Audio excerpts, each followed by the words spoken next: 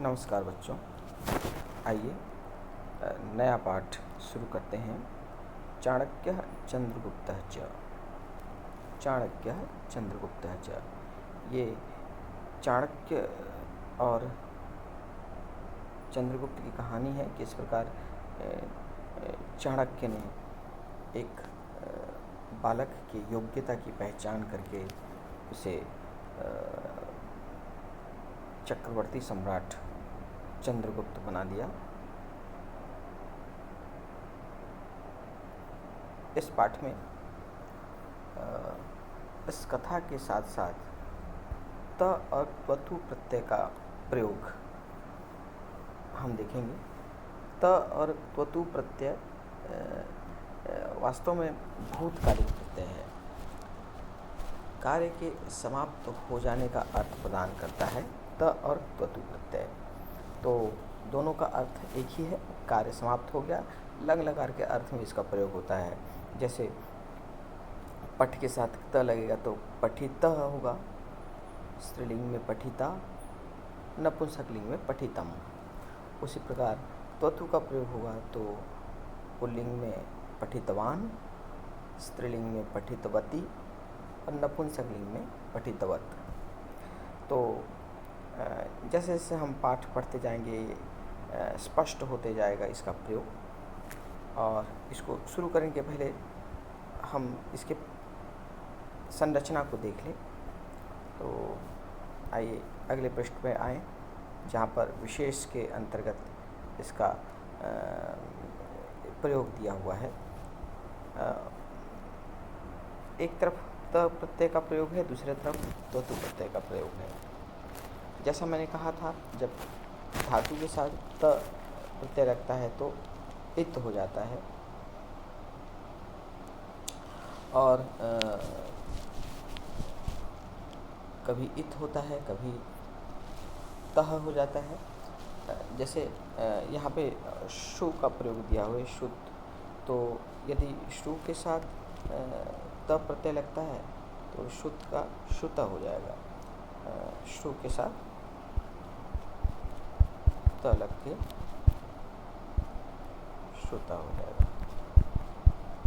और स्त्रीलिंग में ये श्रुता और नपुंसकलिंग में श्रुतम। इस प्रकार तीनों लिंगों में इसका प्रयोग होता है। और उसी प्रकार यदि त्वतु प्रत्यय का प्रयोग होगा तो पुल्लिंग में श्रुतवान,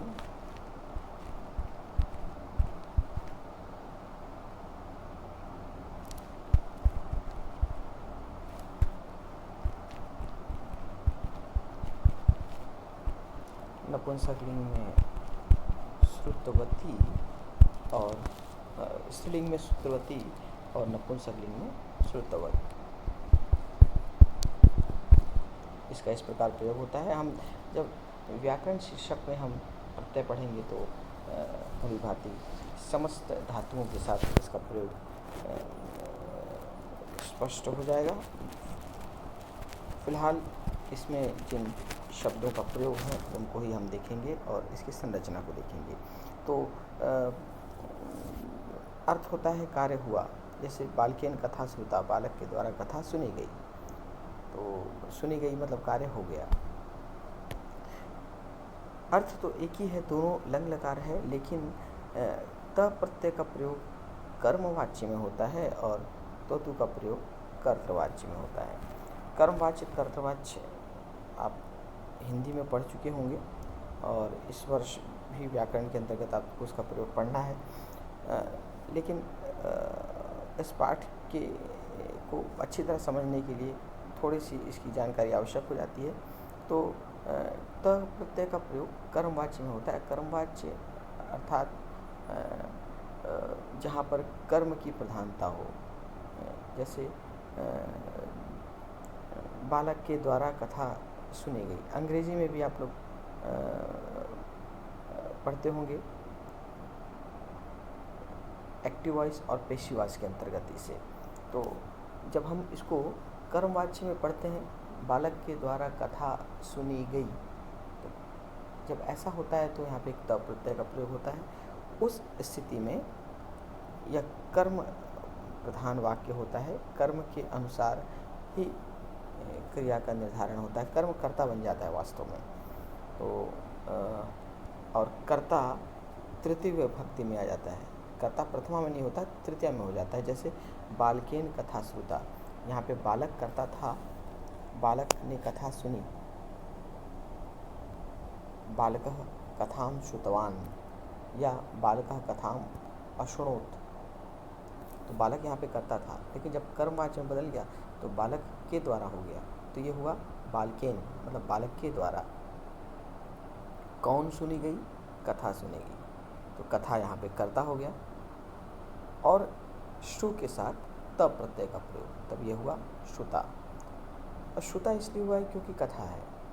कथा, क्योंकि वाक्य में एक बात आप लोग अच्छी तरह दिमाग में बिठा लें कि जैसा कर्ता होगा वैसी उसकी क्रिया भी होगी। तो यहाँ पे कर्ता बालक नहीं है, बालक तो यहाँ पे कर्ण है, यहाँ कर्ता कथा है, और कथा स्त्रीलिंग में है, इसीलिए श्रु भी स्त्रीलिंग में होगा, और श्रु के साथ त प्रत्यय जुड़कर श्रु का श्रुता हो जाएगा। और यदि पुल्लिंग होता तो श्रुता होता, यहाँ कथा स्त्रीलिंग है इसीलिए श्रुता हो गया। बालक के द्वारा कथा सुनी गई। तो त प्रत्यय में कर्मवाच्य के अंतर्गत इसका प्रयोग किया जाता है, और तृतीया विभक्ति में कर्ता हो जाती है, और कर्म जो था वो कर्ता बन जाता है, और उसी के अनुसार क्रिया का निर्धारण होता है। उसी प्रकार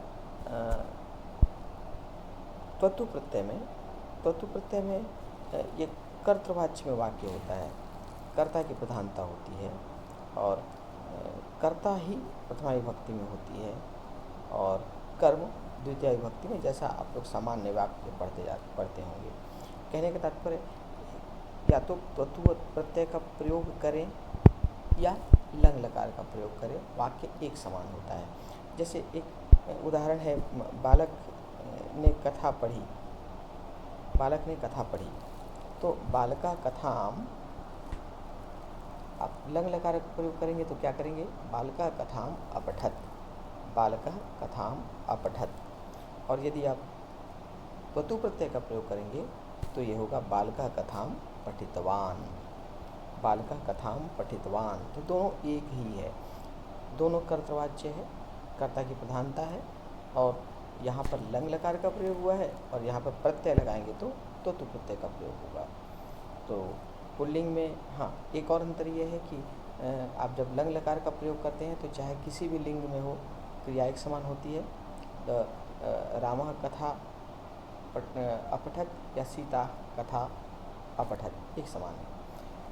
लेकिन जब प्रत्यय का प्रयोग करेंगे तो त्वतु प्रत्यय का प्रयोग करेंगे तो पुल्लिंग के साथ वान होता है, स्त्रीलिंग के साथ वती होता है। तो बालका कथाम पठितवान, बालक ने कथा पढ़ी। ये स्त्रीलिंग होगा तो बालिका कथाम पठितवती।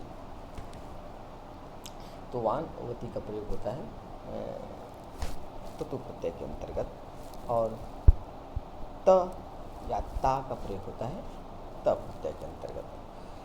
तो आइए बढ़ते हैं अपने मुख्य पाठ की ओर। तक्षशिलायाम एक ब्राह्मण आसीत्। तक्षशिला एक प्राचीन नगरी है जो कि शिक्षा के मुख्य केंद्र के रूप में जाना जाता था। आप सबको पता होगा 3 शिक्षा के प्रमुख केंद्र थे, एक नालंदा, तक्षशिला और विक्रमशिला।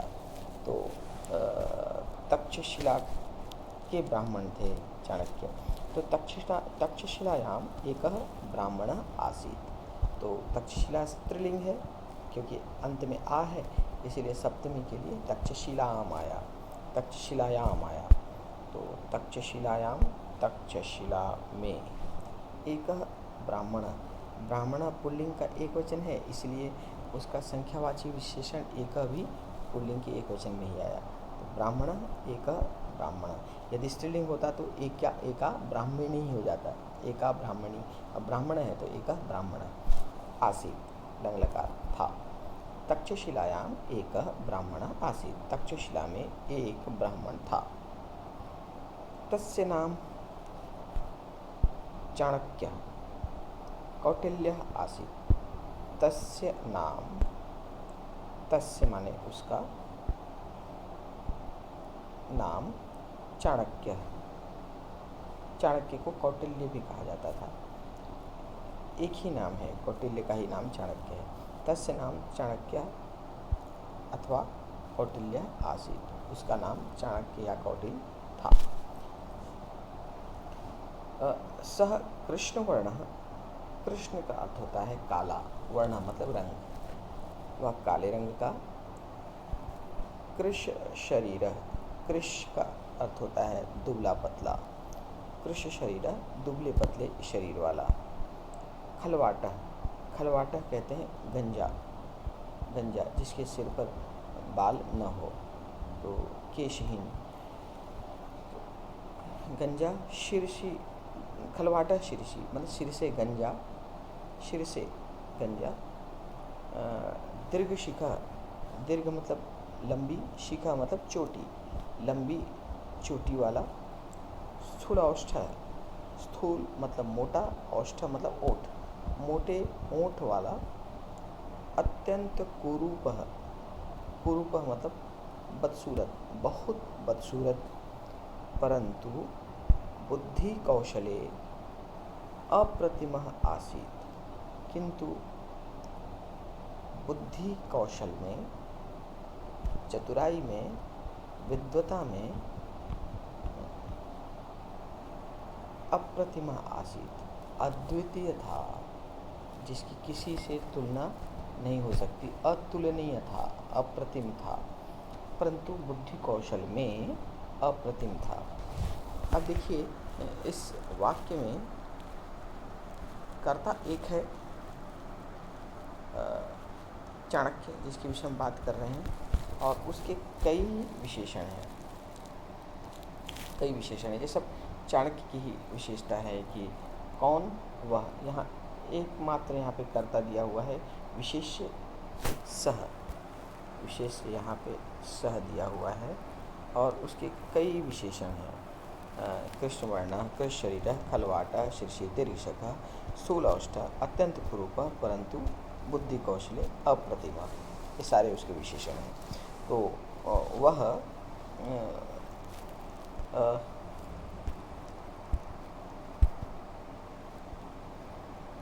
काले रंग का, दुबले पतले शरीर वाला, सिर से गंजा, लंबी चोटी वाला, मोटे ओंठ वाला, अत्यंत बदसूरत, परंतु बुद्धि कौशल में अद्वितीय था। एकदा मगध देशस्य नृपः नंदः,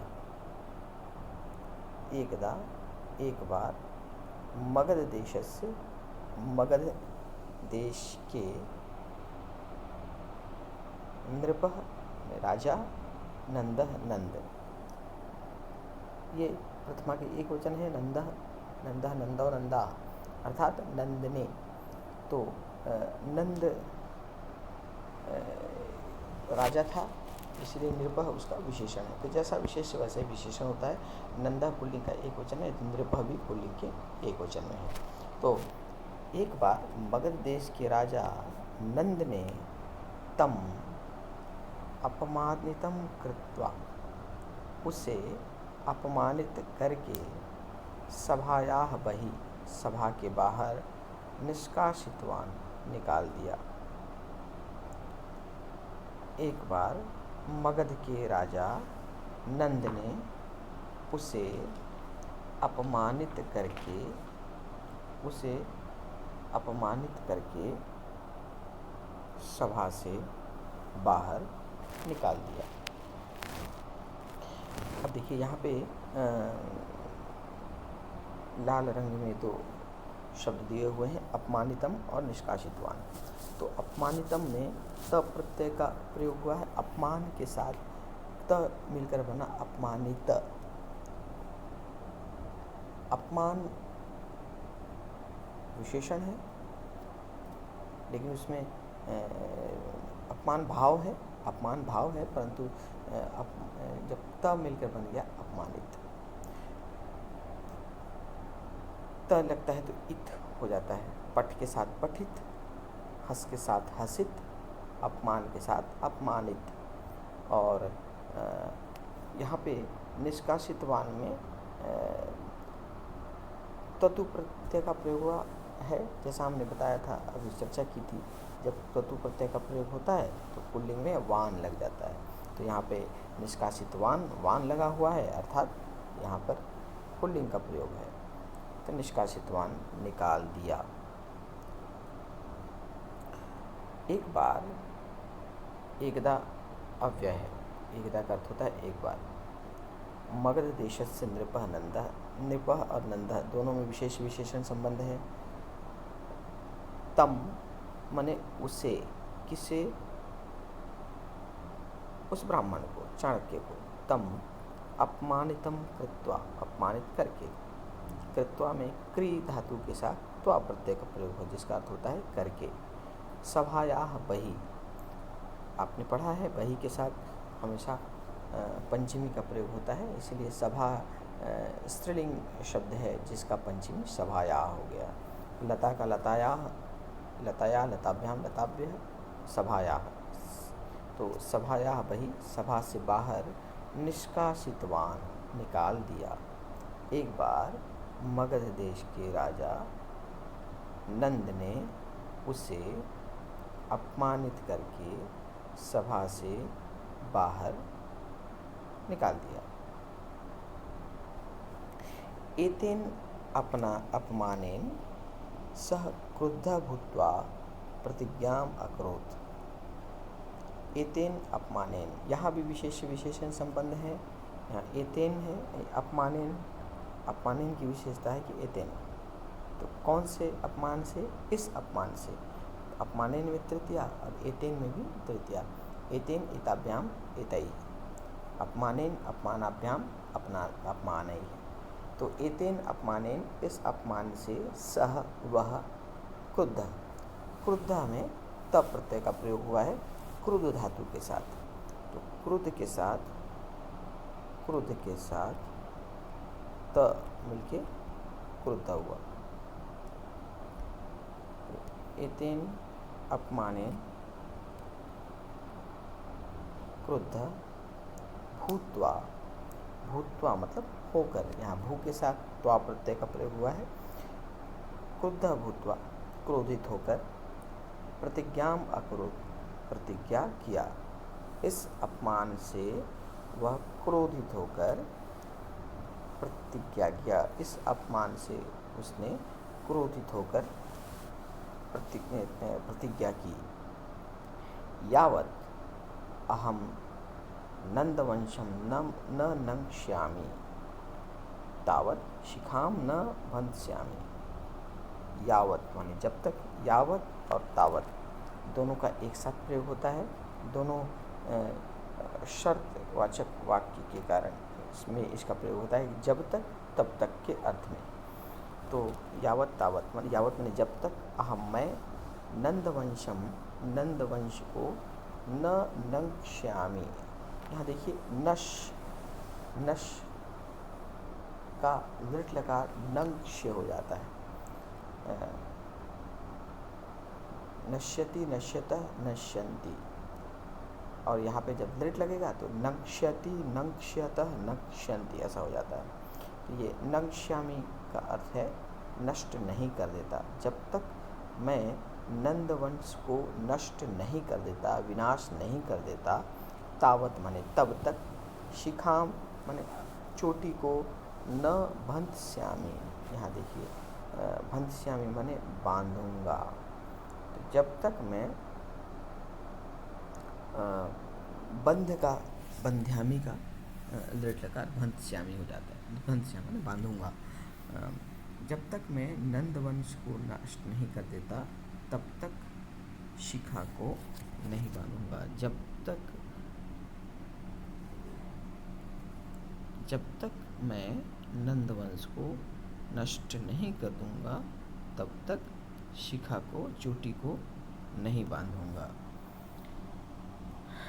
एतत् निश्चयं कृत्वा, यह निश्चय करके, सह वह एकम योग्यम, एक योग्य युवकम, युवक को अन्वेष्टुम, खोज करने के लिए। अन्वेषण का अर्थ होता है खोज करना, अन्वेषण। तो अनुइष्टुमन, ये तीनों मिलकर बना है अन्वेष्टुम। अनुइष्टुमन, अन्वेष्टुम माने खोज करने के लिए, तलाश करने के लिए। गृहात निर्गतः, घर से निकल गया। यहाँ फिर से निर्गतः में एक त प्रत्यय का प्रयोग हुआ है गम धातु के साथ। निर उपसर्ग और त प्रत्यय मिलकर बना है निर्गतः। गतः मतलब गया, निर्गतः का अर्थ होता है निकल गया। गतः के साथ निर लगा देते हैं तो अर्थ हो जाता है निकल जाना। तो निर्गम त, निर्गतः। यह निश्चय करके वह एक योग्य युवक की खोज करने के लिए घर से निकल गया। तो यहाँ तक प्रथम अनुच्छेद आप लोगों के समझ में आ गया होगा। मिलते हैं अगले वीडियो में इसके आगे के अनुच्छेद की व्याख्या के साथ। नमस्कार।